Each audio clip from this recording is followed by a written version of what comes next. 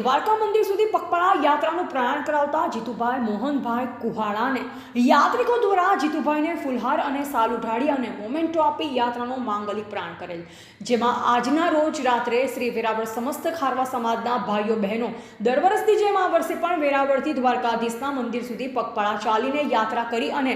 ભગવાન દ્વારકાધીશના દર્શને 100 જેટલા ભાઈ બહેનો જઈ રહ્યા છે, જેને લીલી ઝંડી આપી પગપાળા યાત્રાનું પ્રયાણ કરાવતા વેરાવળ સમસ્ત ખારવા સમાજના પટેલ શ્રી જીતુભાઈ મોહનભાઈ કુહાડા પ્રસંગે વેરાવળ ખારવા સમાજના ઉપપટેલ બાબુભાઈ આગિયા, ખારવા સમાજના મંત્રી નારાયણભાઈ બાંડિયા, વેરાવળ બોટ એસોસિએશનના ઉપપ્રમુખ બાલાભાઈ કોટિયા, ખારવા સમાજ આગેવાન, બોટ એસોસિએશન તથા હોડી એસોસિએશનના આગેવાનો તેમજ વેરાવળ મચ્છી માર્કેટના